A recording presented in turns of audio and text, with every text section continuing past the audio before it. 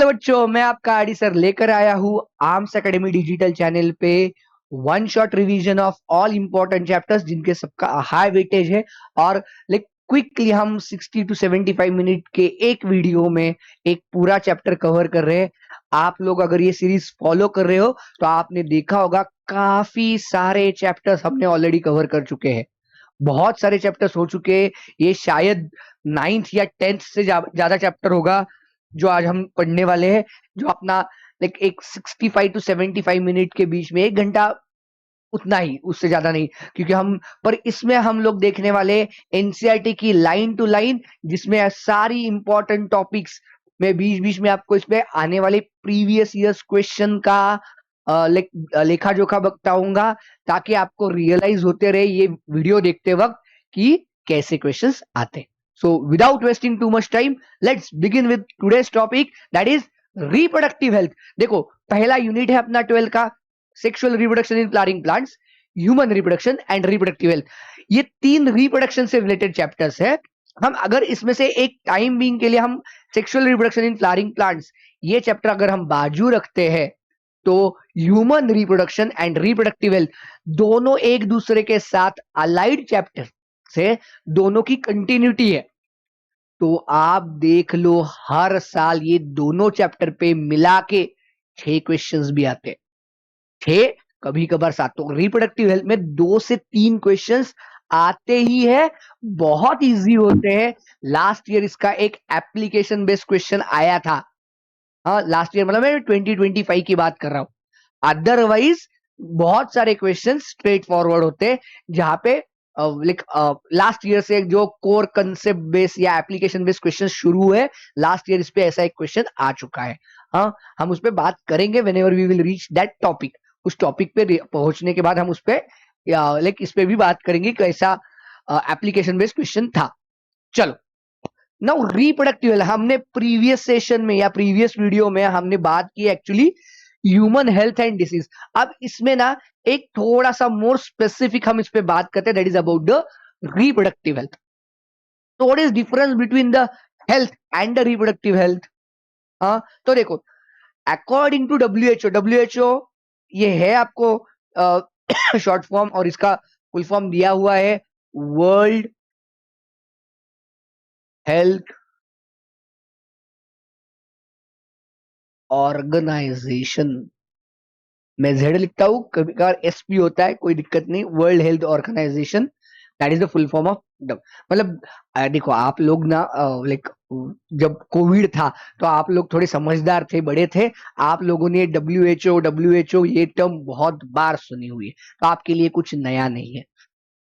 Total wellbeing in all aspects of reproduction, that is physical, emotional, behavioural and social is known as reproductive health. देखो, ये बहुत बढ़िया definition उन्होंने बनाई है। हम चैप्टर तो देखेंगे, पर उसके साथ साथ बहुत सारी चीजें भी होती है। देखो, उन्होंने किस किस चीज पे एम्फसिस किया हुआ है। लाइक पहला, physical. Physical means what? like whether the person has all reproductive organs normally functioning, तो उसको हम बुलाते हैं फिजिकल रिप्रोडक्टिव हेल्थ। मतलब जो सारे रिप्रोडक्टिव ऑर्गन्स है, लाइक मेल होगा तो टेस्टिस है, या लाइक जो ग्लैंड्स है सारी वो नॉर्मल है, हार्मोनल लेवल नॉर्मल है, ये इसके बारे में। हाँ, दूसरा आता है इमोशनल। हाँ, like whether the person has adequate knowledge about the reproduction and reproductive health। हाँ, दैट इज इमोशनल, लर्निंग वाला बोलते हैं हम इस पे। देन बिहेवियरल, ये भी एक बहुत है, लाइक करंट जमाने में, या बिहेवियरल एंड सोशल दोनों हैंड इन हैंड ही जाते हैं। If you have a good behavioural reproductive health, but obviously you are socially healthy. हाँ, आप लोग न्यूज़पेपर उठाकर देखते हो, कब देखते रहते हो, न्यूज़पेपर में पढ़ते हो, न्यूज़ चैनल पे पढ़ते हो, लाइक सब जगह पे गए दिन आपको सेक्सुअल अब्यूज की केसेस पढ़ने के लिए मिलती है। तो that is not a behavioural और socially healthy person, the one who is involve in this. हाँ, तो उसको भी हम लोगों को समझना, उसको भी हम लोगों को यहाँ पे इनकॉर्पोरेट करना जरूरी है। तो WHO has included all the factors. Physical तो बहुत ऑब्वियसली अंडरस्टैंडिंग है, इमोशनल, बिहेवियरल एंड सोशल, ये इसके अलाइड भी है, पर ये बहुत ही इंपॉर्टेंट एस्पेक्ट्स है। तो अगर इस पे क्वेश्चन आता है तो रिप्रोडक्टिव हेल्थ इंक्लूड्स और encompasses all physical, emotional, behavioural, social, all ये शब्द आ जाएंगे। सिर्फ फिजिकल नहीं, सिर्फ इमोशनल नहीं, सिर्फ इसमें से कोई भी एक नहीं है, सारी की सारी जो होगी ना तो वो इसमें आ जाएगी। बात समझ में आ गई आप लोगों को कि like what I wanted to convey to you when we are talking about a reproductive health. अगर इस पे क्वेश्चन आता है तो आप लोगों को ये समझ में आना जरूरी है। whenever we are going to talk about the reproductive health, it encompasses all four factors। आजकल जो क्वेश्चंस आते हैं ना आपको मल्टीपल करेक्ट, मल्टीपल मतलब ऑप्शन अल्टीमेटली एक ही आता है, पर उसमें 1 2 3 4 या ABCD करके आता है, और उसमें से 1 and 2 या 2 and 3, 1 and 3 ऐसे आपको सिलेक्ट करने होते हैं। तो उसमें ये चारों आएंगे, physical, emotional, behavioural as well as social. Is that clear? देखो बहुत जरूरी है आप लोगों को ये छोटी छोटी चीजें रियलाइज होना। एक बार आपको ये समझ में आती है तो आप अगला चैप्टर मतलब अगला वाला पार्ट बहुत इजीली अंडरस्टैंड कर पाते हो। ओके, तो हम लोगों ने पहले तो डेफिनेशन देख ली, what do we mean by reproductive health, but like उसके रिलेटेड क्या प्रॉब्लम्स है और उसको कैसे कम किया जा सकता है, या उस पर कैसे हम कंट्रोल ला सकते हैं। How we can be the reproductively healthy society, individual and society दोनों। सिर्फ एक की बात नहीं होगी यहाँ पे, हम यहाँ पे क्या बात कर रहे हैं, how we can be the reproductively healthy individual as well as the entire society also. तो देखो India was among the first countries in the world to initiate. देखो मैं एनसीईआरटी की लाइन है, ये लाइन को इंपॉर्टेंस है इसलिए मैं पढ़कर सुना रहा हूं। ये हमारे जो फ्लैश कार्ड्स बने हुए हैं जो मैंने आपके साथ ऑलमोस्ट सब लोगों के साथ शेयर करके दिए, तो उनमें ये एनसीईआरटी की लाइंस जिसपे बहुत कॉमनली क्वेश्चंस पूछे गए हैं या पूछे जाते हैं, इनको मैंने इनकॉर्पोरेट किया था। देखो India was among the first countries in the world to initiate plans and programmes, action plans and programmes, that is family planning programme बुलाते हैं हम लोग, to attain the total reproductive health as a social goal. ये देखो ये बहुत important है, as a social गोल। कभी कभार मैं इसमें कर देता हूं as emotional goal, as an emotional goal. यहाँ पे सिर्फ इमोशनल गोल नहीं है, हाँ ये सोशल गोल था। And when did we started? In 1950। अब आप देखो if you just can correlate, in 1947 we got the independence, बराबर है ना। अब आगे जाकर आपको पता चलेगा at the time of independence our population was 35 crore, जिसको हम 350 मिलियन बुलाते। इतना बड़ा पॉपुलेशन था, इतने प्रॉब्लम्स थे, ब्रिटिश रूल आउट करके जा रहे थे। हाँ, India was divided among the small small small like territory से, मतलब किंगडम से, कोई यहाँ पे था कोई वहां पे था, ऑलमोस्ट 500 से ज्यादा थे। हिस्ट्री नहीं पढ़ा रहा हूं मैं, इसका इंपॉर्टेंस बता रहा हूँ। हाँ, इतना सब कुछ था, बहुत बाकी लाइक बहुत सारे प्रॉब्लम थे। But at that time the government of India decided we should take this family planning programme as our priority, क्योंकि इसमें जो चीजें इंप्लीमेंट करेंगे उसका रिजल्ट आने में अगले 20 साल भी लग सकते हैं। यहाँ पे लोगों को हेल्थ के बारे में समझाना, यहाँ पे लोगों को उनके एडवांटेजेस डिसएडवांटेजेस ये सारी चीजें समझाना बहुत ही बड़ा टास्क था। और उस समय ऐसे सोशल मीडिया नहीं था ना कि इंस्टाग्राम पे एक रील डाल दी सबको पता चल गया, बराबर है ना, या यूट्यूब की शॉर्ट्स स्क्रॉल करते करते लोगों को एडवर्टाइज में आ रहा है, ऐसे नहीं था। बहुत लिमिटेड, रादर टेलीविजन भी नहीं था, रेडियो मतलब ना के बराबर ही थी ये सारी चीजें। और लाइक ब्रिटिशर्स भारत से निकल कर गए थे और उन्होंने बहुत सारा हम लोगों को कंगाल बनाकर चले गए थे।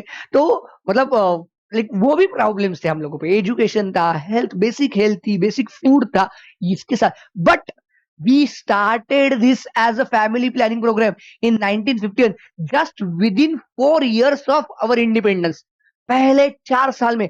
सो why I am emphasising this much to you, so that you should be aware के रिप्रोडक्टिव हेल्थ हमारे देश में हम लोगों ने इस एस्पेक्ट को या इसको हमने कितना जल्दी और कितना सीरियस लेकर रखा था। दिस वॉज नॉट लाइक हाँ एक वन ऑफ द प्रोग्राम है, ये बहुत इंपॉर्टेंट प्रोग्राम में से एक था हमारे लिए। Okay, improved programs covering wider reproduction related areas are currently in operation under the popular name reproductive child health care program. देखो, हाँ, अभी इसको थोड़ा देखो, एक बार में बनी पॉलिसी और वही इंप्लीमेंट होना शुरू हो गया, ऐसे नहीं। इसको थोड़ा इम्प्रूव करते गए, जैसे हमारा नॉलेज बढ़ता गया, जैसे मेडिकल फील्ड में और चीजें बनती गई, जैसे मेडिकल फील्ड एडवांस होता गया, वैसे इसमें बहुत सारी चीजें हम एड ऑन करते गए। एंड आज हम इसको जो रिफाइंड प्रोग्राम है उसको बुलाते हैं reproductive child health care programme, जिसको एब्रीवेट किया जाता है एज आरसीएच।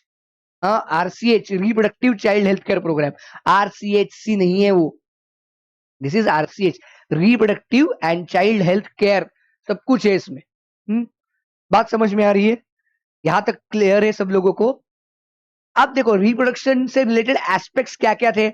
पहला, रिप्रोडक्टिव ऑर्गन, जहां पे हम लोग फिजिकल रिप्रोडक्टिव हेल्थ की बात कर रहे हैं। रिप्रोडक्टिव ऑर्गन से एडोलेसेंस एंड रिलेटेड चेंजेस, देखो जब like when the kid attains the age of 12 plus, मतलब 13 14 15 टू 18, ये this is an adolescent age and this is very crucial age, जहां पे उसमें बिहेवियरल, फिजिकल, हार्मोनल, मेल हो या फीमेल हो, लड़का हो या लड़की हो, दोनों में ये बहुत सारे चेंजेस होना शुरू हो जाता है। अब इन चेंजेस को समझकर उनको समझाना जिसमें एक्चुअल चेंजेस हो रहे हैं, हाँ, उससे बात करना, this was one of the important task. Safe and hygienic sexual practices, this was really very important, this has been really very important. Safe and hygienic sexual practices, because if it is unsafe or unhygienic sexual practices, that leads to the variety of sexually transmitted diseases, जिसकी बात करें ना, जैसे ads. हाँ, हम आगे जाकर इस पे बात करेंगे। हाँ, हमने ह्यूमन हेल्थ एंड डिसीज में एड्स के बारे में बात किया है। Available birth control options, this was very important. हमारा पॉपुलेशन बहुत बड़ा था, आज भी बहुत है, like India is one of the largest और the most populous country, population में सबसे बड़ी है। मतलब चाइना और इंडिया हैंड इन हैंड जाते हैं, 1.4 1.5 बिलियन के अराउंड हम पहुंच चुके हैं आज। तो लाइक बर्थ कंट्रोल मेथड्स कौन कौन सी होती है और उनको कैसे अवेलेबल हो, इनके बारे में समझना बहुत जरूरी था। ये बहुत ही इंपॉर्टेंट एस्पेक्ट बन गया था। Care of a pregnant mother, this is very important in order to survival of the infant as well as mother. Postnatal care of mother and child, this is very another important aspect. क्यों? क्योंकि like after the birth दोनों का ख्याल करना जरूरी है, because that newborn baby, जिसको हम infant बुलाते, doesn't have immunity, it is highly prone to get the variety of diseases. तो उसका ख्याल रखना, उसके लिए वैक्सीन अवेलेबल करके देना, उसके लिए हाइजीनिक प्रैक्टिसेस क्या है, हेल्दी फूड क्या है, ये सब कुछ बताना बहुत ही ज्यादा जरूरी है। हाँ, तो ये उसके लिए, और which is same applicable for the mother also, like after the birth infant के साथ साथ मदर की भी केयर करना जरूरी है। ऐसे नहीं कि सिर्फ इन्फेंट की केयर करनी है, मदर की भी केयर करनी जरूरी होती है। Importance of breastfeeding, to tell the mother the importance of breastfeeding क्या है, why it is necessary, what would happen if mother refrains from breastfeeding, अगर वो नहीं हो पाता तो उससे क्या क्या प्रॉब्लम बन सकते हैं उस इन्फेंट के लिए, उसकी हेल्थ के लिए वो कितना जरूरी है, ये समझाना बहुत जरूरी है। equal opportunities for male and female child, देखो this has been one of the very important, or like I would say one of the biggest concern in front of India. It was, I would say, nowadays we have been improving. I'm not saying we have completely improved, हाँ, but आजकल हम लोगों को with the education ही आया है, एक दिन में नहीं हुआ है। देखो ना, इसको स्टार्ट हुआ है 1951 से, इसमें रिप्रोडक्शन है और उससे रिलेटेड एस्पेक्ट्स भी है, वहां से शुरू है, आज 2025 में आ गए, ऑलमोस्ट हमने 70 साल से ज्यादा टाइम यहाँ पे इन्वेस्ट किया है, तब जाकर ये इक्वालिटी का थोड़ा सा जमाना आया। Otherwise there was a time when the female और the girl childs were like they were like refrain from the having education, उनको स्कूल नहीं भेजते थे, उनको एजुकेशन अलाउ नहीं था। इनिशियली ऐसे था, अब ये बदल रहा है, आप लोगों ने ये शायद देखा नहीं होगा, पर आप थोड़ा-सा पुराने ज़माने के आपके घर में दादाजी है, दादी है या मम्मी-पापा से भी पूछ लो, एक ज़माने में ये बहुत था। फॉर्च्यूनेटली वी हैव चेंज्ड, हम लोग बदल रहे हैं खुद को। आज भी रूरल एरियाज़ में जाओगे तो थोड़ा-सा इसका इम्पैक्ट दिखेगा। बट आज में तो इसके लिए गवर्नमेंट ने क्या कर दिया, गर्ल एजुकेशन और गर्ल चाइल्ड का एजुकेशन फ्री ऑफ कॉस्ट कर दिया। ताकि इसको एनकरेजमेंट मिले। हाँ, लड़कियों के भी सबको पढ़ाना है, इर्रिस्पेक्टिव ऑफ जेंडर सबको पढ़ाना चाहिए। अच्छी education is the right birth right of everyone. It should not B gender biased. तो ये खत्म करना, ये सबसे बड़ा चैलेंज था हमारे सामने। That was also taken care. The problems due to uncontrolled population growth. देखो, मैं वापस यहाँ पे बोलता हूँ, मैं बहुत बार आप लोगों को बच्चों क्लासरूम में भी बताता हूँ, यहाँ पे भी मैं आप लोगों को बता रहा हूँ कि increasing population is not a challenge और it is not a problem for any country. The rate at which it increases that is the most important problem. अगर ये बहुत ड्रास्टिकली बढ़ रहा है, एक्सप्लोजन ही हो रहा है, तो उसके लिए रिसोर्सेस कहां से लाएंगे? ग्रोथ होनी चाहिए पॉपुलेशन में, स्टेडीली थोड़ी थोड़ी थोड़ी होनी चाहिए। बट अगर ये बहुत ज्यादा बढ़ता जाए, मतलब 3% 4% पर ईयर, तो बहुत ज्यादा हो जाता है और उसके हिसाब से मतलब प्रॉब्लम्स भी आते हैं। तो ये टैकल करने के लिए हम लोगों को समझना बहुत जरूरी था। तो problems due to uncontrol population growth, इनको फूड सप्लीमेंट कैसे देंगे, एजुकेशन देंगे कैसे देंगे, हेल्थ केयर की फैसिलिटीज कैसे देंगे, ये हमारा सामने का एक बड़ा चैलेंज था। Social evils like sex abuse and sex related crime, जो मैंने अभी एक 5 मिनट पहले इस पे भी बात की थी कि आप लोग अभी भी देखते हो, अभी भी like as an Indian I I do not think कि हम लोग अभी भी इसमें इतना इंप्रूव हो चुके हैं। अभी भी हमें इसमें इंप्रूव करने की जरूरत है। ये हम सबकी जिम्मेदारी है। Like there should not be the sex abuse और सेक्स रिलेटेड क्राइम्स। ये कैसे आएगा? एजुकेशन से आएगा। जितना ज्यादा आप एजुकेटेड होगे, उतना like you are likely to refrain और you are likely to avoid this type of crimes. आपको अगर मालूम है कि ऐसे करने से इसके बाद सजा हो जाती है या कुछ भी लॉज स्ट्रिंजेंट है, ये सब कुछ हम लोग कर रहे हैं, ऐसे नहीं कि हम लोग नहीं कर रहे, but still we have to improve और we have to go a very long way at least in this aspect. हमने बहुत सारे एस्पेक्ट्स अच्छे खासे कवर कर लिए, बट अभी भी हम लोगों को बहुत सारे एस्पेक्ट्स में बहुत ज्यादा इम्प्रूव। तो आपको एग्जाम के लिए क्या क्या है, ये रिप्रोडक्शन से रिलेटेड इतने सारे एस्पेक्ट्स है, इसमें से लिस्ट में आएंगे कौन से होते हैं कौन से नहीं होते। Which of the following is not related to the reproduction related aspect, ऐसे करके आएगा। हाँ, तो रिप्रोडक्शन अगर ऐसे आया तो सप्लाई ऑफ हाइजीनिक और pure water, it is not related to reproduction, it is related to the health but not related to the reproduction. याद रखो कैसे दिया है क्वेश्चन, कैसे फ्रेम हुआ है, वो बहुत ज्यादा जरूरी है। चलो आगे देखते हैं। Major task under the RCS programme. तो आरसीएस प्रोग्राम जैसे डिजाइन हुआ, तो उसमें कितने और कौन कौन से टास्क को हम लोगों ने प्रायोरिटी दी थी। देखो, पहला, creating awareness among the people about the various reproduction related aspects. पहले लोगों को बताओ, जैसे मैंने परसों की मतलब हमारे ह्यूमन हेल्थ एंड डिसीज के लेक्चर में भी मैंने एक बार बताया था, मैं आज भी बताता हूँ। देखो, जैसे कोविड का टाइम था, तो आप किसी को भी फोन करते थे तो आप लोगों को एक अवेयरनेस मैसेज आता था, अमिताभ बच्चन की आवाज से, 2 गज दूरी, मास्क है जरूरी। क्यों आता था? आप लोगों को अवेयर हो जाए, ताकि कोरोना या कोविड का जो स्प्रेड है उस पर हम लोग कंट्रोल कर पाए, जितना जल्दी कंट्रोल हो सके उतना करें।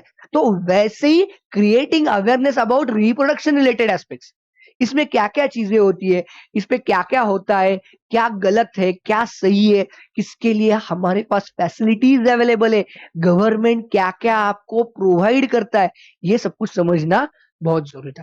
तो इसमें किस किस की हेल्प ली हम लोगों ने? Help of audio visuals and print media.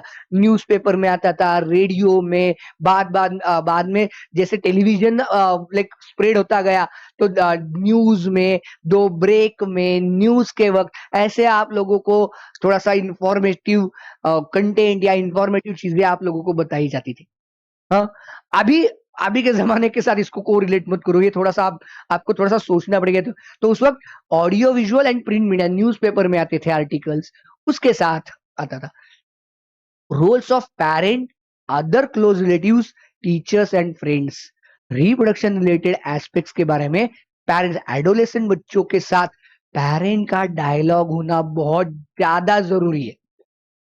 How do the parent convey like you are getting adolescent or you are entering into the adolescent age, and what kind of changes are going to happen in you physically, emotionally, hormonally. ये अगर ये आपको difficult है तो go to the good close relatives which who can give this information, और teachers है या friends है, अच्छे trustworthy friends है कि जो आपको सही तरीके से इस पे गाइडेंस करे। या आजकल तो ये इसके काउंसलर्स भी होते हैं, प्रॉपर वो काउंसलिंग करते हैं इन बच्चों का, और आपको बताते हैं कि क्या-क्या चेंजेस होने हैं। तो आप थोड़ा-सा अवेयर हो जाते हो कि व्हाई और what all things are going to change in me in during this period. Introduction of sex education in school. This has been the most important topic. Agar at the appropriate age, if you introduce sex education in a school, then the students get aware about all these things पहले से ही, unless मतलब unnecessarily curious नहीं बनते रहते, उनको उनके curiosity के answers भी मिलते हैं, और ऐसे मिलते हैं तो उसके रिलेटेड, जैसे हमने अभी पिछले स्लाइड में देखा ना, सेक्स रिलेटेड अब्यूज और क्राइम्स, इसको कम करने के लिए sex education has been very pivotal in the society. इसने बहुत बड़ा काम किया है। Okay, this was one aspect. Now let's understand providing facility and support for building the reproductively healthy society. अब देखो ये एस्पेक्ट्स हो गए, इसके लिए क्या क्या कर सकते हैं, इसके लिए गवर्नमेंट क्या करती है, हाँ उसने क्या करना चाहिए। तो देखो रिप्रोडक्शन रिलेटेड एस्पेक्ट्स में क्या आएगा, like awareness with the help of print और ऑडियो विजुअल मीडिया। उसके बाद द रोल ऑफ पेरेंट्स है, टीचर्स है, उनका रोल है, and sex education school academics में ही इसका रोल क्या हो सकता है। उससे आगे जाकर देखेंगे कि गवर्नमेंट इसमें क्या क्या कर सकती है ऑन अ ब्रॉडर स्केल। ये तो इंडिविजुअल लेवल पे हो गया। हाँ, अब हम देखेंगे ब्रॉडर स्केल के पूरे सोसाइटी के लिए क्या हो सकता है। Media assistance and care to the people in a reproduction related problem. हाँ, medical assistance to and care, मतलब जहां पे मेडिकल फैसिलिटीज अवेलेबल हो, जहां पे हॉस्पिटल्स में इससे रिलेटेड प्रॉब्लम्स डील करने के लिए एक्सपर्ट्स हो, मेडिसिन हो। encouragement and support to research on the various reproduction related areas, इसके लिए भी गवर्नमेंट आप लोगों को थोड़ा सा encourage कर सकती है। And statutory ban on amniocentesis for sex determination and massive child immunisation. दो बहुत ही इंपॉर्टेंट चीजें यहाँ पे मेंशन की। स्टैट्यूटरी मतलब लीगल बैन, इस पे लीगली बैन होना चाहिए। लीगली मतलब अगर ये कोई करता है तो उसको उठा के जेल में ही डाल दो, इस तरीके का उसको स्टैट्यूटरी बैन बुलाएंगे, लीगल बैन होगा ये।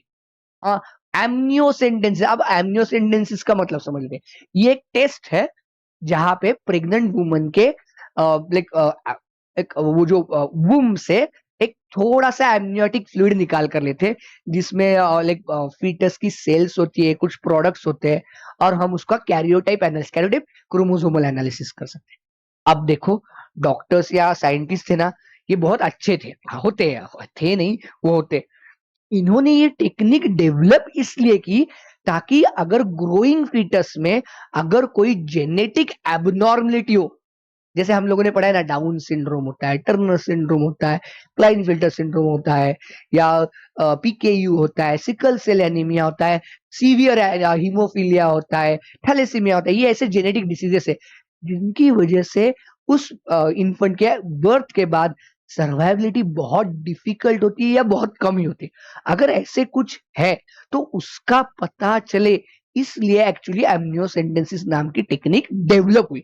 देखो साइंटिस्ट लोगों का या डॉक्टर लोगों का इंटेंशन था बहुत अच्छा था, क्यों कही ये ऐसी बनाई क्यों, ताकि पता तो चले कि डेवलपिंग फीटस क्रोमोसोमली और जेनेटिकली हेल्दी है कि नहीं।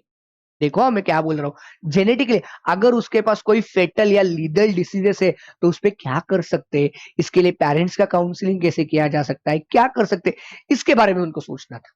बराबर है, तो इसलिए बनाई, बट हम लोगों ने इसका मिसयूज कर लिया।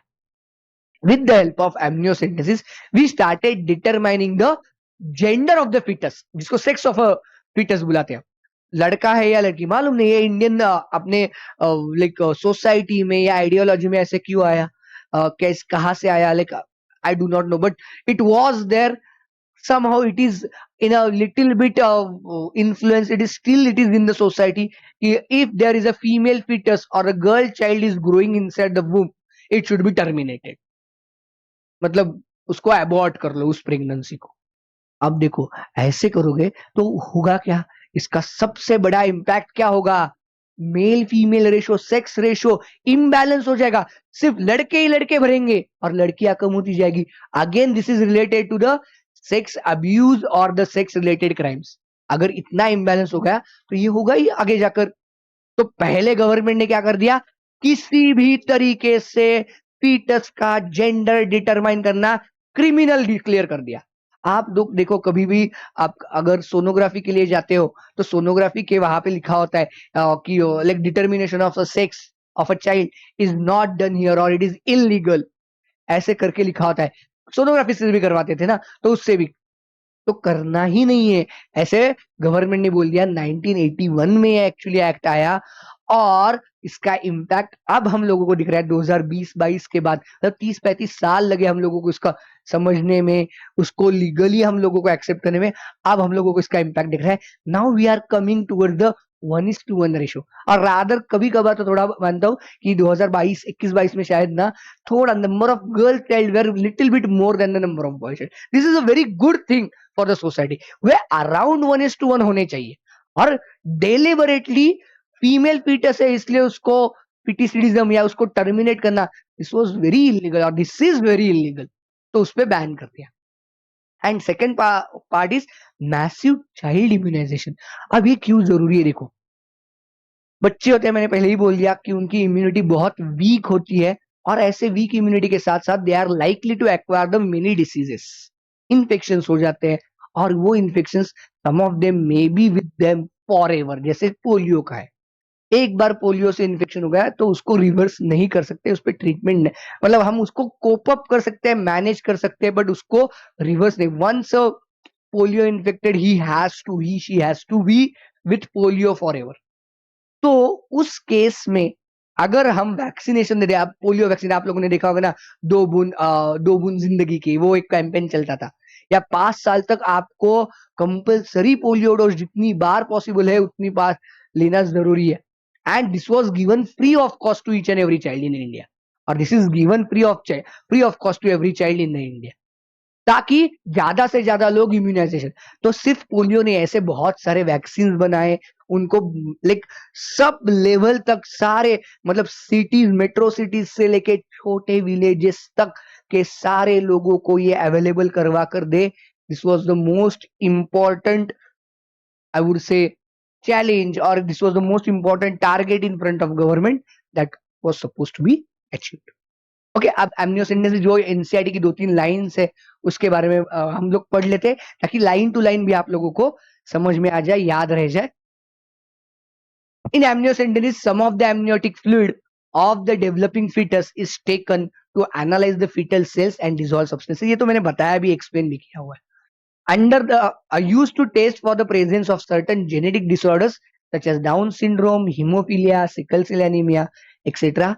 determine the survivability of the fetus। देखो ऐसे ही डिसीजेस के लिए ये किया जाता है जहां पे फीटस की सर्वाइबिलिटी स्टेक पे, हाँ, कि मतलब वो बर्थ के बाद उसमें बहुत सारे प्रॉब्लम्स आने वाले हैं, डाउन सिंड्रोम है, जैसे हीमोफीलिया है या सिकल सेल एनीमिया है, थैलेसीमिया है।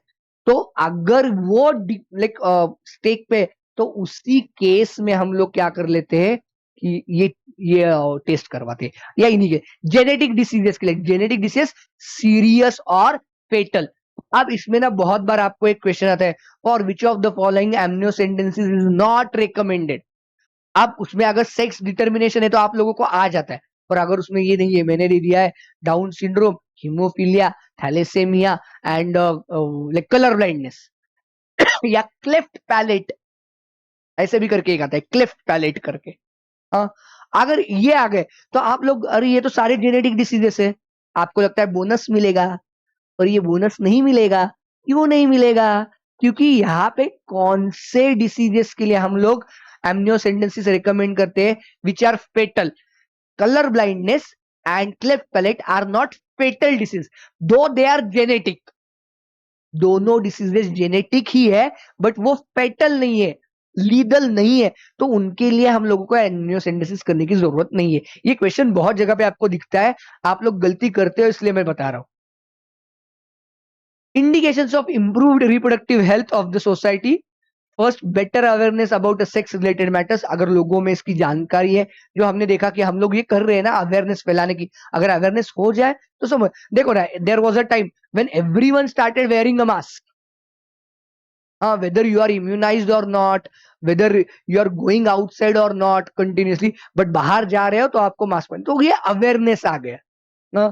Increase number of medically assisted deliveries and better post natal care leading to the decrease maternal and infant mortality. देखो, maternal the mother and infant infant, तो इनकी mortality हम लोग कम कर पाए क्या ओवर दिस पीरियड? अगर हम लोग ये अचीव कर पाते हैं तो like we are going in a good direction. Increase number of couples with small families, larger families के चैलेंजेस क्या होते हैं, ये अगर हम लोगों ने लोगों तक पहुंचा दिया तो यहाँ पे इजी हो जाता है। Better detection and cure of STI and overall increase of medical facilities, अगर ये कर पाते हैं तो ये अच्छा है। Population stabilisation and birth control. देखो, in 1900 or in the beginning of the 20th century, the world population was 2 billion. It rocketed to the 6 billion, मतलब 100 साल में ही हम 3 गुना बढ़ गए। एंड अगले 11 साल में देखो हम 1.2 बिलियन बढ़ गए, that is taking the final population to the 7.2। अब 2022 में अगले 11 साल में हमारा पॉपुलेशन बढ़ा है, हुआ है 8 बिलियन। ये 2022-2023 के बीच में हुआ है। At times of independence India के लिए देखो, मैंने पहले ही बताया 350 मिलियन, दैट इज 35 करोड़ था। like 2000 में we became 1 billion, we hit the mark of 1 billion in 2000, and in May 2011 Indian population grew to the 1.2 billion। ये बहुत ज्यादा है। आज देखो, आप लोग देखते हो, अब हम 24-25 में, हाँ 25 में है एक्चुअली, तो हमारा population around 140 crore, that is 1.4 billion बन चुका है। Reasons for increase in population, अब ये बढ़ा क्यों? ऐसे ही कैसे बढ़ा? तो इसका वन ऑफ द रीजन है डिक्लाइन इन डेथ रेट। अब आप बोलोगे सर डेथ रेट कम हुआ, ये अच्छा हुआ या बुरा हुआ? टेक्निकली ये अच्छा हुआ। हाँ, मतलब हम लोगों को डिसीजेस पे कंट्रोल आ गया, तो डेथ रेट कम हो गया, ये अच्छी चीज है। हाँ, मतलब पर इसका इम्पैक्ट कहाँ पे आया? Increase in population. मतलब ये इसका इम्पैक्ट के बारे में बात करें, इसको बुरा नहीं बोल रहे हैं हम लोग।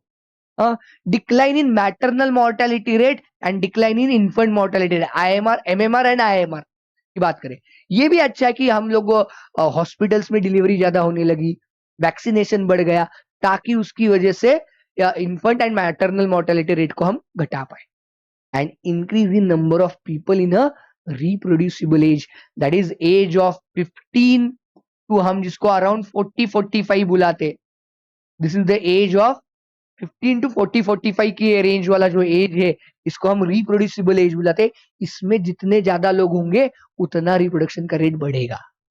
तो ये हो गया। According to the 2011 census report, population growth was less than 2%, that is 20 individuals per 1000 per year। ये याद रखना यूनिट, बहुत बार पूछा जाता है, पर लाख, पर इंडिविजुअल, या 20 पर ईयर सिर्फ आया तो ये करेक्ट नहीं, 20 इंडिविजुअल्स पर 1000 इंडिविजुअल पर ईयर। ये हमने ऑर्गेनिज्म एंड पॉपुलेशन में देखा है, हम लोग इसको कैसे कैलकुलेट करते हैं। हाँ, तो इसमें हम लोग बात करते हैं, और इसमें बहुत ही ज्यादा जरूरी है आप लोगों को ये समझना कि हम लोग इस पे कैसे डील करते हैं, या आप लोगों को इस पे क्वेश्चन आ जाए तो आपको इस पे ये तीनों चीजें, पर 20 नंबर तो है वो तो आपको याद रह जाएगा, आपको याद रखना पड़ेगा, पर 1000 पर ईयर, ये दोनों चीजें होनी जरूरी है। सिर्फ 20 पर ईयर ये भी नहीं चलेगा, 20 पर 1000 भी नहीं चलेगा, टाइम फ्रेम की भी जरूरत पड़ेगी यहाँ पे, तभी जाकर वो आंसर सही आंसर माना जाएगा। Measures to check the population growth rate. अब हम पॉपुलेशन को घटाना नहीं है, हाँ, उसके ग्रोथ रेट पे कंट्रोल लाना है। मैं वापस बता रहा हूं, देखो, population, no country wants to decline in the population every, और like what is recommended for the good country और गुड पॉपुलेशन डेमोग्राफिक इंडेक्स, कि पॉपुलेशन तो बढ़ता रहे but at a a very small rate, इसका रेट एक्सपोनेंशियल ना हो या एक्सप्लोसिव ना हो, ये हर एक कंट्री चाहती है। कोई कंट्री अपना पॉपुलेशन कम करना नहीं चाहती, उसके कॉन्सिक्वेंसेस होते हैं अगर पॉपुलेशन कम होता जाए तो। Motivating smaller families by using various contraceptive methods, हम लोग कॉन्ट्रासेप्टिव मेथड के बारे में आगे जाकर बात करने वाले। तो लोगों को एनकरेज करो कि like to have the family of 2 kids, like जिसको हम लोग बोलते हैं, ये इंडियंस में बहुत पॉपुलर है, हम दो हमारे दो। हाँ, मतलब हम दोनों और हमारे सिर्फ 2 ही बच्चे होंगे। ये लाइक देखो, हमने यहाँ पे किसी पे ऑब्लिगेशन नहीं किया है, हम लोगों ने मोटिवेट किया है, हम लोगों ने लोगों को समझाया है कि लार्जर फैमिलीज के प्रॉब्लम्स क्या हो सकते हैं, हाउ वी कैन गिव और how you can not give the good education, good health care और good food to the larger families. इसको देना चैलेंजिंग बन जाता है। अगर वही फैमिलीज छोटी है तो आप लोग देखो कि ये बहुत इजी हो जाता है। आप थोड़ा सा पुराने जमाने में देखोगे कि तो एक फैमिली में 5, 6, 7 बच्चे भी हुआ करते थे, इतने भी बच्चे हुआ करते थे। आजकल देखो शायद 2 और मोस्टली आजकल तो बहुत 1। तो हम दो हमारे दो, this was encouraged by the government. Encouragement दी कि like restrict your family to the 2 kids only, ताकि आप पे भी कोई लोड ना आए एंड एज अ गवर्नमेंट पे भी कोई एक्स्ट्रा बर्डन ना जाए। Statutory raising of marriageable age of females to 18 years and that of the males to 21 years। ये देखो, इस पे तो 18 साल से पहले लड़की की शादी करना गुनाह था। हाँ, मतलब ये गुनाह ही है कि इसके पहले उसकी शादियां नहीं करनी चाहिए, ताकि एटलीस्ट आप उनको 10th 12th तक बेसिक एजुकेशन दे सके। 18 साल तक का फीमेल्स का एज इसलिए रखा गया कि उनको बेसिक एजुकेशन मिलता जाए, और मेल्स का 21 ईयर्स थोड़ा अच्छा सा एजुकेशन लेकर वो अपने पैरों पे खड़े हो पाए, इंडिपेंडेंट बन जाए, तब जाकर they should be able to take the responsibility of someone else. तो इसलिए स्टैट्यूटरी वार्निंग है ये, 18 for females and 21 for males. याद रखना, ये करेक्ट इनकरेक्ट स्टेटमेंट में क्वेश्चन में आ जाता है, इस पे क्वेश्चंस दिखेंगे आप लोगों को। Incentives given to the couple with smaller families, मतलब क्या, जिनकी family are restricted to the small और द 2 किड्स ओनली, और it should not be more than 2 kids, तो उनको इंसेंटिव्स, जैसे like there are certain governments, state governments which encourage or which give the incentives to the smaller families। उनको government job में जल्दी promotion मिल सकता है, या उनको इंसेंटिव्स है उससे रिलेटेड। ये आजकल तो बहुत सारी मल्टीनेशनल कंपनीज भी ये नॉर्म अडॉप्ट कर रही है in order to control the excessive growth of population. तो इनको इंसेंटिव्स बुलाते हैं, like there are certain governments which provide or which do not offer you the government job if you have more than 2 kids। ऐसे भी है, तो ये kind of incentives दिए जाते हैं to restrict the family to maximum to the 2 kids, उससे ज्यादा नहीं होने चाहिए। तो देखो, हम पॉपुलेशन कंट्रोल करने की बात कर रहे हैं, पर कैसे करें ये भी तो कोई समझाए। पॉपुलेशन कंट्रोल की तो हम बात कर रहे हैं, पर इसको कैसे कंट्रोल में लाए ये भी तो हमें समझना जरूरी। तो देखो, पहला है methods which help to prevent the unwanted pregnancies. यहाँ पे ये बहुत बार हो जाता है, like the female is not physically mentally ready and she might conceive the pregnancy. हाँ, और this might not be her age to conceive the pregnancy. उस वक्त की प्रेगनेंसीज को अवॉइड करने के लिए we have certain contraceptive methods. with the help of these contraceptive methods we can restrain or we can like avoid the unwanted pregnancies। उन पे control लाया जा सकता है, अगर वो कंट्रोल में आ गई तो कोई दिक्कत नहीं है। तो देखो, इसके लिए कुछ कॉन्ट्रासेप्टिव मेथड्स है या है, पर उनके कुछ कैरेक्टरिस्टिक्स होने चाहिए। जैसे any contraceptive method that one wants to follow should be user friendly. It should be user friendly. वो लाइक अदरवाइज यूज करने में ही बहुत दिक्कत आती है या उसके लिए बहुत ज्यादा कुछ करना पड़ता है, so people will not go for it. हाँ, बहुत टीडियस मेथड है तो पीपल लोग बोलेंगे जाने दो ना। हाँ, या it should be easily available, ये भी बहुत जरूरी है। यूजर फ्रेंडली भी है, इजीली अवेलेबल भी होनी चाहिए, and it should be effective, that is most important. Effective भी होना है, अदरवाइज अगर कोई कॉन्ट्रासेप्टिव मेथड यूज करेगा और वो इफेक्टिव ही नहीं है और प्रेगनेंसीज हो रही है तो कोई फायदा नहीं। रिवर्सिबल विथ नो और लीस्ट साइड इफेक्ट्स। अगर किसी को उस कॉन्ट्रासेप्टिव मेथड का यूज बंद करना है तो उसको प्रेगनेंसी कंसीव करनी आनी चाहिए. That is it's meaning. Reversible भी है एंड लीस्ट नो और लीस्ट साइड इफेक्ट. इसके आइदर साइड इफेक्ट्स ना ही हो या इतने नेग्लिजिबल हो कि ताकि लोग बहुत ज्यादा ना सोचे. एंड ये एक one of the very important है. देखो, no interference with sexual drive, desire and also sexual act of the user. देखो, अगर इनमें से किसी में भी वो इंटरफेयर कर रहा है तो like people are not going to buy और people are not going to opt for any kind of contraceptive method. वो उसको ऑप्ट नहीं करेंगे, कभी भी ऑप्ट नहीं करेंगे. तो इस तरीके से ये आपको इसके लिए मैं ये क्यों हाईलाइट करके दिया हुआ है मैंने, इस पे क्वेश्चन आता है बच्चों. हाँ, which of the following characteristics of ideal contraceptive और which of the following is not characteristic of और फीचर ऑफ आइडियल कॉन्ट्रासेप्टिव. और उसमें दिया जाता है it should be irreversible. If it is irreversible नहीं चलेगी. हाँ, सो मेजरली दो शुड बी रिवर्सिबल. तो देखो, ये रेंज ऑफ कॉन्ट्रासेप्टिव मेथड. देखो, there are certain traditional methods है, there are certain artificial methods है. With the help of technology, medical science के नॉलेज के थ्रू हम लोगों ने कुछ एक्स्ट्रा या अलग टाइप की कॉन्ट्रासेप्टिव मेथड्स हम लोगों ने डेवलप करके रखी है ताकि मैक्सिमम लोगों को उसका अवेलेबिलिटी हो और वो यूज कर पाए. पहले ट्रेडिशनल और नेचुरल मेथड बात करते हैं. अब नेचुरल मेथड्स पे ना, मेथड्स में किसी भी आर्टिफिशियल या एक्सटर्नल चीज की कोई भी यूटिलाइजेशन नहीं होता, वहां पे कोई इन्वॉल्वमेंट नहीं होती.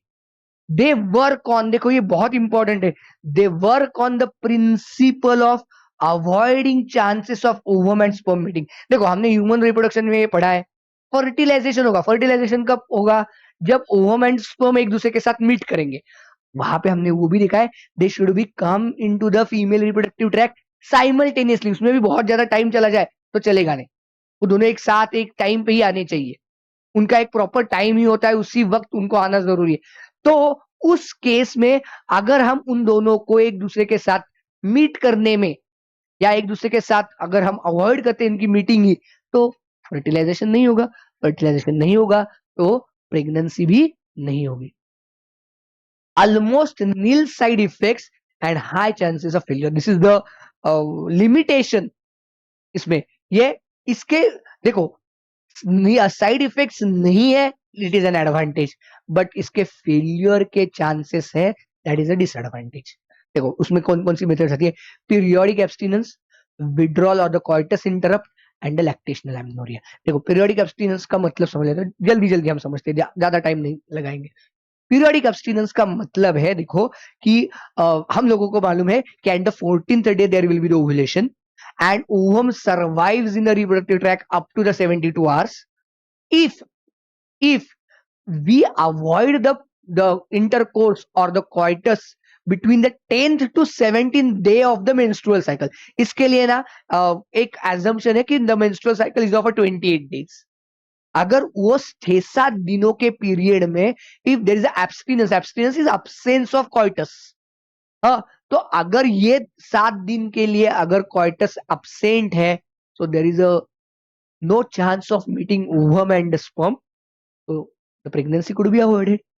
Withdrawal coitus, withdrawal और coitus interruption, उसमें क्या करते हैं हम लोग? देखो, like male partner removes the penis from the female reproductive tract just before the ejaculation. Like देखो, male partner withdraws his penis from the vagina, that is female reproductive tract, just before the ejaculation so as to avoid the insemination. Insemination नहीं होगा, sperms अंदर नहीं जाएंगे female body में, so there is no chance of fertilization. वापस we are avoiding meeting of ovum and sperm. And third one is lactational amenorrhea. This is little bit like technical है, ये थोड़ा सा इसमें समझ लो. क्या होता है? After the delivery of a first child, because of high levels of prolactin hormone, ये भूलना नहीं, इस पे क्वेश्चन आते हैं, इसमें स्टेटमेंट आते हैं आपको. Because of high levels of prolactin hormone there is no ovulation. Prolactin hormone जब बॉडी में इंटेंस लैक्टेटिंग पीरियड, पहले हम लोग लाइक हमने देखा ना ब्रेस्ट फीडिंग के वक्त प्रोलैक्टिन हार्मोन की लेवल बहुत ज्यादा होती है, द बेबी और infant is completely dependent on the mother's milk, उस वक्त प्रोलैक्टिन की लेवल ज्यादा होगी, तो उसके वजह से ओव्यूलेशन नहीं होगा। अगर ओव्यूलेशन ही नहीं होगा तो there is no chance of fertilisation. But इसका इफेक्टिव पीरियड है hardly up to the 6 months after parturition. 6 महीने तक, पार्चुरेशन के बाद मैक्सिमम 6 महीने तक ही ये प्रोटेक्शन प्रोवाइड कर सकता है, उसके बाद नहीं। हाँ, उसके बाद कभी भी, क्योंकि 6 महीने बाद धीरे धीरे naturally prolactin level, even if the infant is feeding on a breast milk, prolactin की लेवल थोड़ी थोड़ी थोड़ी कम होने लगती है, and like in certain time the ovulation can happen. Artificial methods देखते हैं, इसमें पहली है बैरियर मेथड। देखो ना यहाँ पे हम लोग एक बार देख कर, देखो आर्टिफिशियल मेथड, बैरियर से, इंट्रायूटेराइन डिवाइसेस है, ओरल कॉन्ट्रासेप्टिव्स है, इंजेक्टेबल्स एंड इम्प्लांट्स है, and surgical method. Surgical method को हम बुलाते हैं टर्मिनल मेथड्स। मतलब usually surgical methods are irreversible, naturally those are irreversible. देखो बैरियर मेथड में पहला है like the use of condoms. हाँ, condoms, it can be used by both male as well as female. आपको एनसीईआरटी में बकायदा female condom का photo दिया हुआ है। यहाँ पे एक स्टेटमेंट में क्यों इस पे एम्फसाइज कर रहा हूं, क्योंकि आपको एक स्टेटमेंट आता है, condoms are the contraceptive methods available only for males, not only, it is available for males as well as females. Male में क्या करता है, it covers the penis so that there won't be the insemination, and in case of females it covers the vagina or the cervix, so वहां पे भी insemination नहीं होगा, like there is no chance of insemination ही नहीं होगा, so there is no chance of meeting woman sperm। इसका advantages देखो, दो इंपॉर्टेंट एडवांटेजेस है, इट इज डिस्पोजेबल, हाँ, and like protects user from the contacting any kind of STI such as AIDS, huh? As ये like there is no exchange of body fluids between the two bodies, male female के body में during the sexual intercourse there is no exchange of body fluids, so the HIV जैसे virus भी body में enter नहीं कर पाते because of presence of barrier of condom. Apart from that diaphragm, cervical cap and vaults, these are only for the females, ये males के लिए नहीं है, ओनली फॉर फीमेल्स है, ये दोनों के लिए। They can be inserted into the female reproductive tract to cover the cervix during the coitus. इसका एडवांटेज देखो, it is reusable, these are disposable. Spermicidal creams, jellies and foams usually used along with this barrier to increase the efficiency. यहाँ पे spermicidal, spermicidal word सही समझ में आया है, किल sperms, ये क्या करेंगे, स्पर्म्स को मार देंगे। हाँ, तो इसकी इफिशियंसी और बढ़ जाएगी। आगे देखते हैं इंट्रायूटेराइन डिवाइसेस, IUD।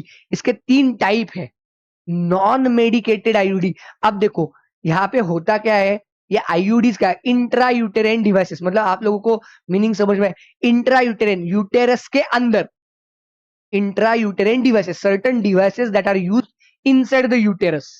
तो ये क्या कर लेते हैं, देखो ओवरऑल उनका इफेक्ट क्या है, they increase the phagocytosis of the sperm within the uterus.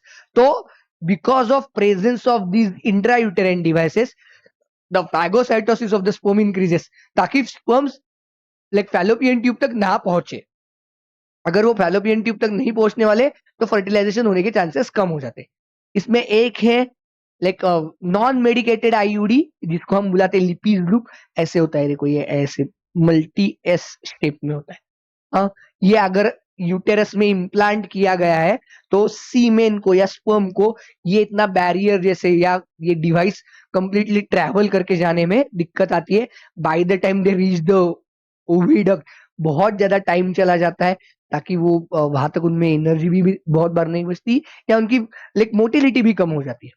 Copper releasing IUDs, इसमें copper T, copper 7 and Multiload 375, तीनों का नाम याद रखना। आपको इस पे क्वेश्चंस आते हैं कौन से टाइप के इसमें। These copper ions release suppresses the sperm motility and fertilizing capability। मतलब ये क्या होते हैं, like once it is inserted in the uterus, slowly it releases copper ions within the body body के अंदर ये कॉपर आयंस रिलीज करते रहेंगे, बहुत स्लोली स्लोली करते हैं। और जिसकी वजह से लाइक वो क्यूप्रिक एनवायरनमेंट हो जाता है, तो वहां से स्पर्म की मोटिलिटी कम हो जाती है, तो स्पर्म लाइक ओविडक्ट तक पहुंच ही नहीं पाते। Hormone releasing IUDs such as Progestasert and LNG-20, ये दोनों याद रखना, बहुत बार इस पे कैटेगरिकली क्वेश्चंस पूछे जाते हैं आपको। विच of the following is hormone releasing, which of the following is not hormone releasing, ऐसे करके क्वेश्चंस आते हैं।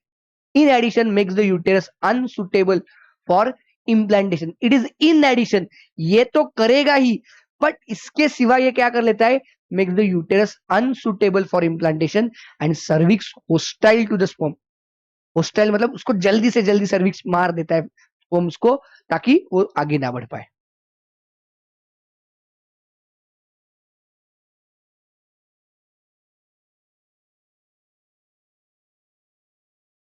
ये देखते हैं हम लोग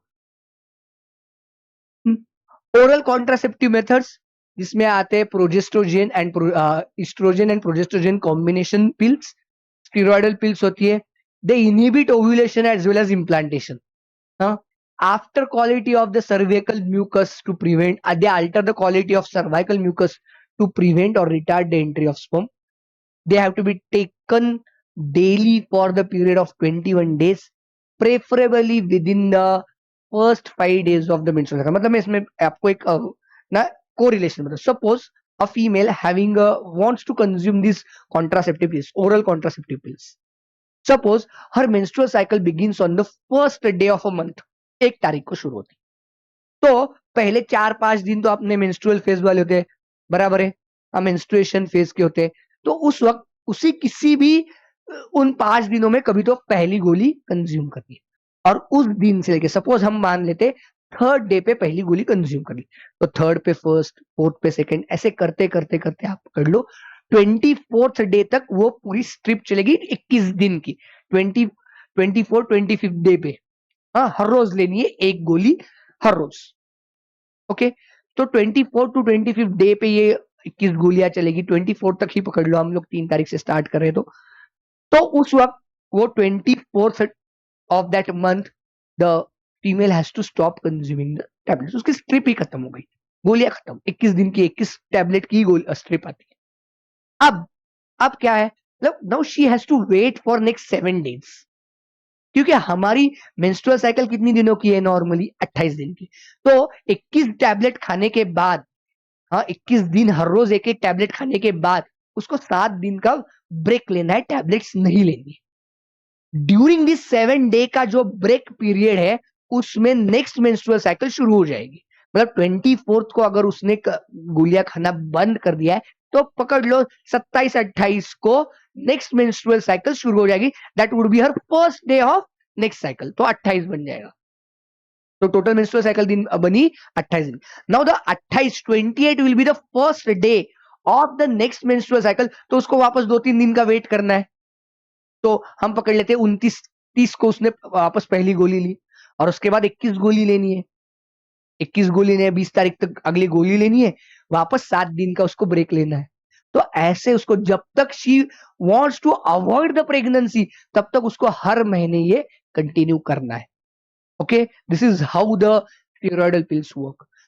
पहली 2018 में इस पे क्वेश्चन आकर गया था, इट प्रिवेंट्स द इम्प्लांटेशन, इसमें सबसे इंपॉर्टेंट चीज है, this is non steroidal preparation and it is made by the CDRL, central drug research institute, Lucknow में बनाई गई थी इंडिया में, and it is once a week pill, it prevents the implantation. कैसे काम करती है इम्प्लांटेशन, और ये हर रोज खाने की जरूरत नहीं, हफ्ते में 1 दिन बस, उससे ज्यादा इसकी जरूरत नहीं पड़ती। उसके बाद आते हैं injectables and implants which can be implanted under the skin, contain progestogen alone और the combination with the oestrogen, जैसे आपने स्टेरॉयडल पिल्स की हमने बात की, उसके जैसा ही उसका कॉम्बिनेशन होता है, और मोर और लेस उसका मोड ऑफ एक्शन भी सिमिलर ही है। उसके बाद आती है इमरजेंसी कॉन्ट्रासेप्टिव्स, जो these are administration of the progestogen or progestogen estrogen combination pills or IUDs, these have to be given within the 72 hours of the coitus। ये देखो, ये coitus के पहले वाली चीज है, हाँ, और इमरजेंसी बोला तो कॉइटस हैज हैपेंड और इट हैज अकर्ड एंड उसके बाद हम प्रेगनेंसी अवॉइड करने की सोच रहे हैं, तो उसके लिए ये विद इन द 72 आवर्स ही होना चाहिए, उससे ज्यादा टाइम चला गया तो नहीं चलेगा।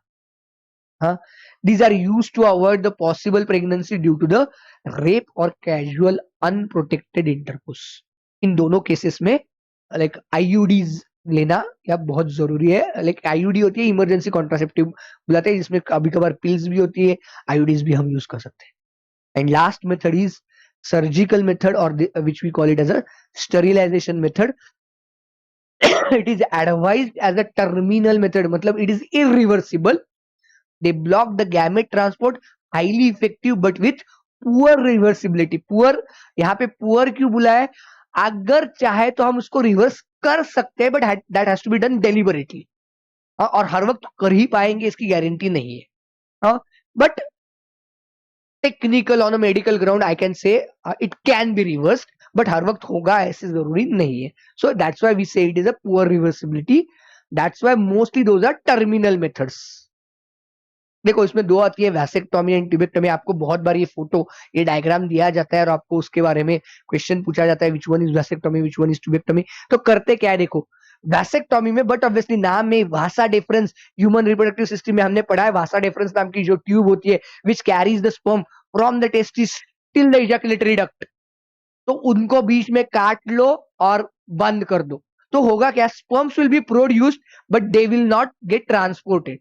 तो it will prevent the transportation of gametes, it will block the transportation। similarly oviduct में या फैलोपियन ट्यूब को कट करके उनको लाइक क्लोज कर दो, टाई कर दो, तो ओवम तो यहां कहीं पे तो रह जाएगा, बराबर है ना, यहाँ कहीं पे दोनों एक साथ नहीं होगा। मैं सिर्फ दिखाने के लिए कर रहा हूँ, नहीं तो बोलोगे सर कमेंट में मुझे आएगा सर दोनों तरफ कैसे एक साथ आएगा, एक साथ ही ज्यादा से ज्यादा अगर इस ओवरी से हुआ है तो यहाँ पे, इस ओवरी से हुआ है तो यहाँ पे वो ओवम जाकर रुकेगा। अब यहां से जब स्पर्म्स आएंगे तो वहां पे तो एंट्री ब्लॉक है, तो ovum and sperm will not meet, दोनों एक दूसरे के साथ मिल नहीं पाएंगे, दोनों एक दूसरे के साथ मिल नहीं पाएंगे तो फर्टिलाइजेशन नहीं होगा।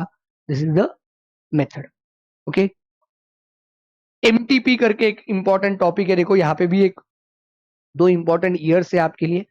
दैट इज इंड्यूस्ड एबॉर्शन, जो जानबूझ के किया जाता है, या इंटेंशनल और voluntary termination of pregnancy before the full term, मतलब 9 महीने पूरे होने से पहले ही किया जाता है। हाँ, it is legalised in India in 1971 with some strict conditions to avoid its misuse. Misuse मतलब वापस मैं वही बताता हूँ, जहां पे लोगों ने इसको for the like female foeticide के लिए यूज किया था। Relatively safe during the first trimester, that is up to the 12 weeks of pregnancy, पहले 3 महीने में कम सेफ होती है। उसके बाद सेकेंड ट्राइमेस्टर से it becomes risky even for the mother. ये क्यों जाती है, ये करनी क्यों जरूरी है, एमटीपी इसको लीगलाइज करने की क्या जरूरत थी, ये देखते हैं पहले। It is perform to get rid of the unwanted pregnancy due to the casual unprotected intercourse, failure of the contraceptive use और द रेप केसेस। इनमें से कैसे अगर प्रेगनेंसी है तो in that case the female or that partner, both the partners, if they do not want to continue with the pregnancy, then we are like then it is allowed to terminate the pregnancy। ये हम लोग allow कर सकते हैं। in case of where the continuation of the pregnancy could be harmful or even fatal to mother or the fetus or to both, उस case में भी second trimester में इट इज अलाउड। ये आपको देखो 2017 का अमेंडमेंट है, आपको बाजू में दिया है एनसीईआरटी में, और उस केस में 2 डॉक्टर्स का, 2 फिजिशियन का ऐसा ओपिनियन होना चाहिए कि this pregnancy should be terminated. ऐसे 2 डॉक्टर्स को लगना चाहिए। यहां तक पहले 3 महीने में है तो एक डॉक्टर को ओपिनियन पे हम लोग टर्मिनेट कर सकते हैं, पर 3 महीने पास हो चुके हैं और उससे ज्यादा टाइम हो गया है तो आपको मिनिमम 2 डॉक्टर्स का ओपिनियन चाहिए, this pregnancy should not B continue, तभी जाकर ये अलाउ हो जाएगी। देखो ये 2017 का एक्ट है, देखो इसमें 2 कंडीशंस दिए हैं आप लोगों को। हाँ, it is enacted with the intention of reducing the incidental and illegal abortion and consequent maternal and mortality and morbidity. देखो प्रेगनेंसी में be terminated on certain considered grounds. हम लोग सेकेंड ट्राइमेस्टर की बात कर रहे हैं, within the first 12 weeks of pregnancy on the opinion of one registered medical practitioner, but after 12 weeks, that is first trimester, but before the 24 weeks on the opinion of two registered medical practitioner, दो doctors का मैंने जो अभी बताया. अब इसके लिए क्या क्या रीजंस अलाउड है लाइक सेकेंड ट्राइमेस्टर में टर्मिनेट करने के लिए. The continuation of pregnancy would involve a risk to the life of pregnant woman और of a grave injury physical और मेंटल हेल्थ. ओके, ये हो सकता है. या there is a substantial risk of a child were born if it would suffer from the such physical or mental abnormalities as to be seriously handicapped. अगर वो fetus जो birth लेने वाला है उसको ही बहुत फिजिकल या मेंटल डिसऑर्डर्स होने वाले तो अलाउड है, या उसके कंटिन्यूएशन के वजह से मदर को या fetus को लाइक लाइफ थ्रेट है तब भी इट इज अलाउड. पर ये दो डॉक्टर्स को लगना चाहिए, सिर्फ एक को लगकर होगा नहीं. सेक्सुअली ट्रांसमिटेड डिसीजेस देखो, also known as venereal diseases or reproductive tract infections, RTI, STI बुलाओ, STDs बुलाओ. देखो, गोनोरिया, सिफिलिस, ये दोनों बैक्टीरियल है. हर्पिस वायरस है, क्लैमिडियासिस है, जेनाइटल वार्स वायरस है, ट्राइकोमोनियासिस प्रोटोजोल है, हेपेटाइटिस बी एंड HIV, ये दोनों वायरल है. These are transmitted through the like sexual intercourse. Hepatitis B and AIDS can also be transmitted through the sharing of injection, needles, surgical instruments, etc. Except for hepatitis B, genital warts, HIV, other all STIs are completely curable. तीन ही incurable है. कौन कौन से? Hepatitis B, genital herpes as well as the HIV. तीन कौन कौन से बता रहा हूं मैं?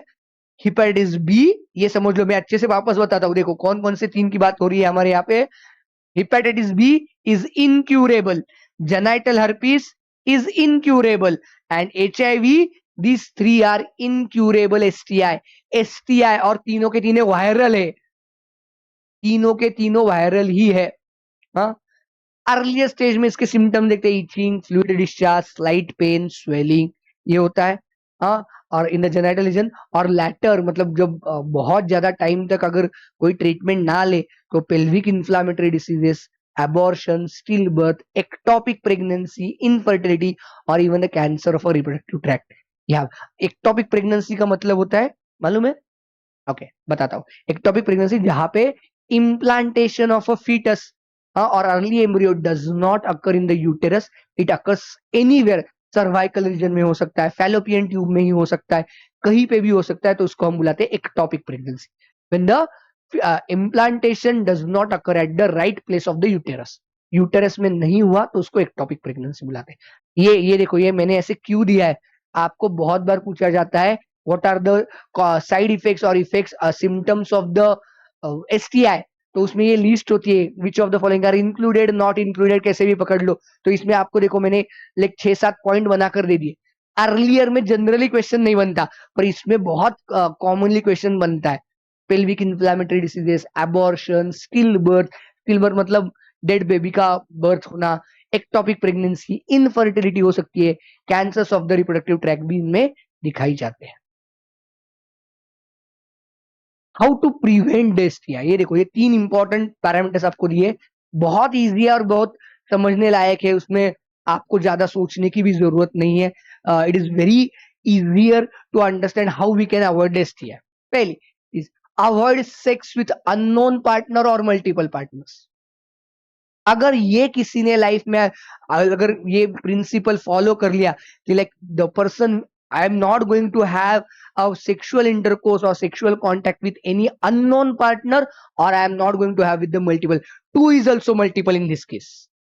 Two is also multiple.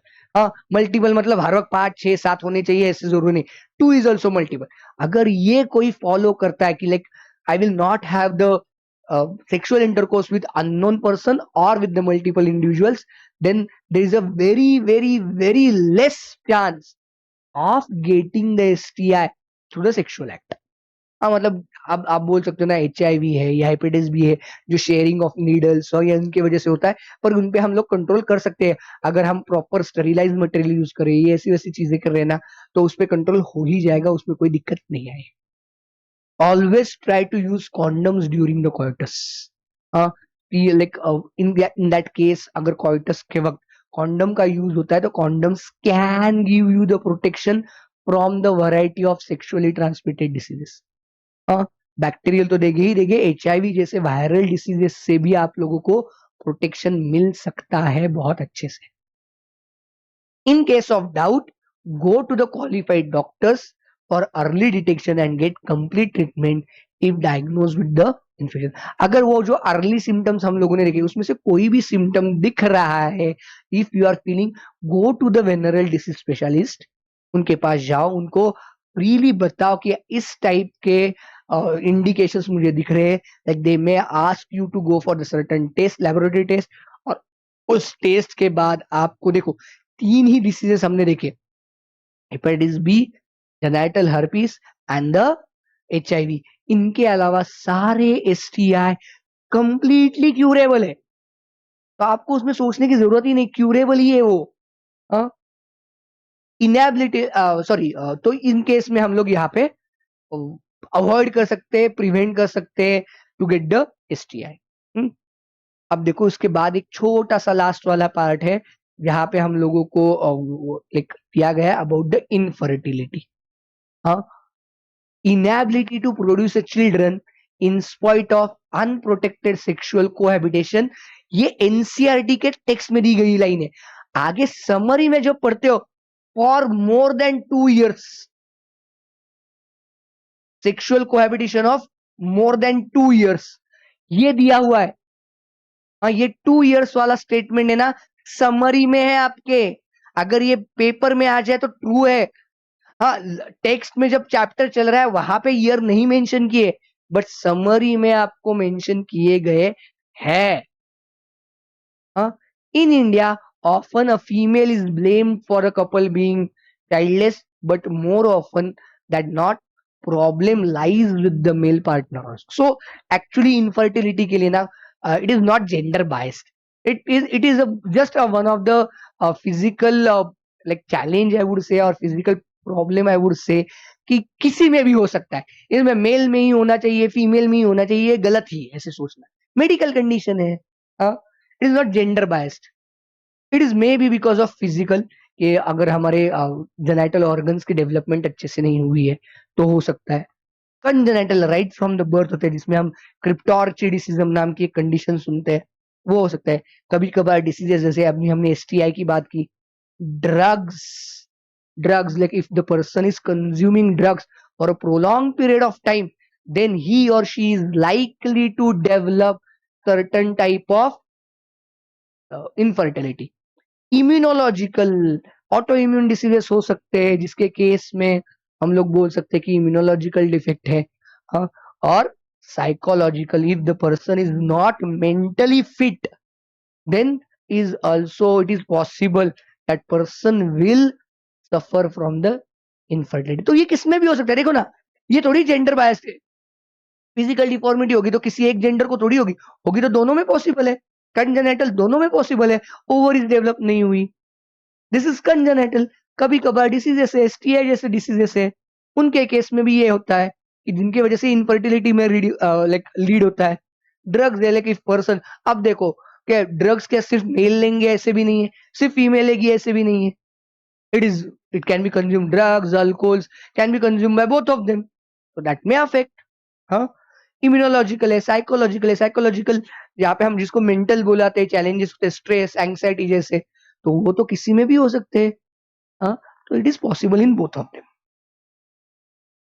देखो इस पे अगर ये होता है तो ठीक है, मतलब इनफर्टिलिटी है तो it should not be blamed for anyone, but we have nowadays the science has developed so much कि हम इसके ऊपर कुछ ना कुछ ट्रीट कर सकते हैं, जिसको हम बुलाते हैं असिस्टेड रिप्रोडक्टिव टेक्नोलॉजी, ART करके आता है. और उसकी 2 टाइप ऑफ मेथड है, in vivo fertilisation and test tube baby, और इन विट्रो. विट्रो मतलब outside the body, in vivo मतलब इनसाइड द बॉडी. देखो fertilisation inside the female body तो इन वीवो हो जाएगा, and fertilisation outside the female body, fertilisation बाहर होगा but ultimately it is followed by the embryo transfer. क्योंकि embryo की जो 9 महीने की ग्रोथ है, जो जेस्टेशन पीरियड है, वो मदर के या फीमेल के बॉडी में ही पॉसिबल है। इसको नाम टेस्ट ट्यूब दिया गया है, हाँ, पर that doesn't mean embryo grows inside the test tube. ये कॉमेडी है, ऐसे ऑप्शंस आते हैं। हाँ, गलत, आप बहुत बार ऐसे टेस्ट ट्यूब बोला है तो टेस्ट ट्यूब में ग्रोथ है, ऐसे थोड़ी होगा। टेस्ट ट्यूब, एम्ब्रियो, कैसे यार, कॉमन सेंस तो लगाओ, क्लास की बनती है।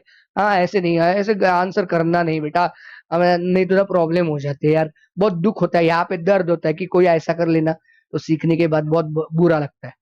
हाँ, इसमें देखो क्या क्या है। गैमेट इंट्राफॉलोपियन ट्रांसफर, GIFT, गिफ्ट मत भूलाओ, GIFT है ये।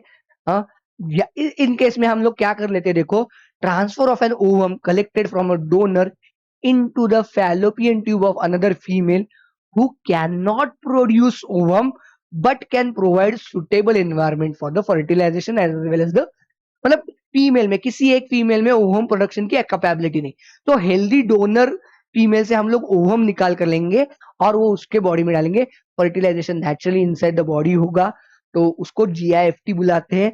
यहाँ पे सिर्फ ये होगा कि the female that is carrying the pregnancy may not be the or would not be the like biological mother, उसका उसने लाइक ओवम बोरो किया हुआ है, डोनेट किया है किसी ने। AI में आता है, देखो, आर्टिफिशियल इंसेमिनेशन है, आर्टिफिशियल इंटेलिजेंस मत बुलाना। हाँ, तुम लोग आजकल ये जेनजी वाले सारे पागल हो चुके हैं AI की वजह से, आपको लगता है यहाँ पे भी AI मतलब आर्टिफिशियल इंसेमिनेशन है। हाँ, देखो, semen is collected either from the husband और the healthy donor and is introduce into the vagina और the uterus, that is intrauterine insemination of the female. यहाँ पे लाइक फर्टिलाइजेशन का या इंसेमिनेशन का एक्ट आर्टिफिशियली किया जाएगा।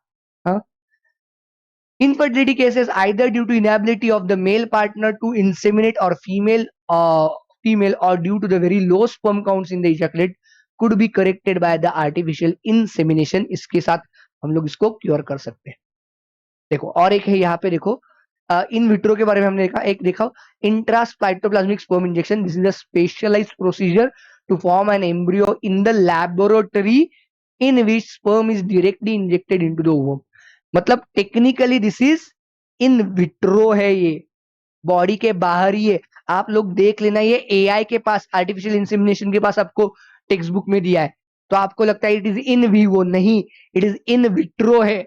यहाँ पे मैंने ये बराबर आपको यहाँ पे दिया है, कहाँ पे दिया है, इन विट्रो के यहाँ बाजू में दिया है। क्यों? क्योंकि इसमें फर्टिलाइजेशन तो लेबोरेटरी में बोला है, मतलब बॉडी के बाहर। हाँ, तो इसको ICSI, इंट्रासाइटोप्लाज्मिक स्पर्म इंजेक्शन बुलाते हैं। और एक है एम्ब्रियो ट्रांसफर, जिसको बुलाते हैं टेक्निक्स, उसमें दो आती है, ZIFT and IUT, zygote intrafallopian transfer, जिसमें फर्टिलाइजेशन बॉडी के बाहर होगा। जाइगोट बनने के बाद देखो, अप टू 8 ब्लास्टोमियर है तो फैलोपियन ट्यूब में, अगर मोर देन 8 ब्लास्टोमियर्स है तो that will be into the uterus. Embryo with more than 8 blastomere is transferred into the uterus and up to the 8 blastomere it is transferred into the fallopian tube। ये देखो, यहाँ पे अगर आपको दिख नहीं रहा है तो देखो, हाँ, देखो, it is up to the 8 blastomere है, अप टू 8 ब्लास्टोमियर, इसमें बहुत ही इंपॉर्टेंट है, आपको यहाँ पे उल्लू बनाया जाता है। Up to 8 blastomere in the fallopian tube, more than 8 blastomere in the directly in the uterus. अब देखो, आपका और एक कंफ्यूजन कहाँ पे होता है, और एक कंफ्यूजन का पॉइंट है ये IUI and IUT। IUT is in vitro, IUI is in vivo, with in the body, IUT is outside the body. हाँ, भूलना नहीं बच्चों, बहुत जरूरी है ये आप लोगों को समझना, ताकि इस पे आने वाले सारे क्वेश्चंस आप लोग अच्छे से सॉल्व कर पाए। ओके, तो I hope all of you have understood this much. अगर आपको कोई डाउट्स है, अगर आपको कुछ पूछना है, so you can comment anytime, I will answer or I will solve your all the doubts, do not worry। अगर कोई आपने क्वेश्चन कहीं पे सॉल्व किया है और आपको उसका आंसर अगर लाइक नहीं समझ में आ रहा है, तो आप वो क्वेश्चन भी आप यहाँ पे कॉपी पेस्ट करके भेज दो मुझे, मैं उसका आंसर आपको विथ एक्सप्लेनेशन दे दूंगा, सिर्फ ABCD नहीं बताऊंगा, विथ एक्सप्लेनेशन में आपको उसका आंसर दे दूंगा। So thank you very much, stay tune, stay connected, मैं और भी ऐसे चैप्टर्स लेकर आने वाला हूँ। Thank you.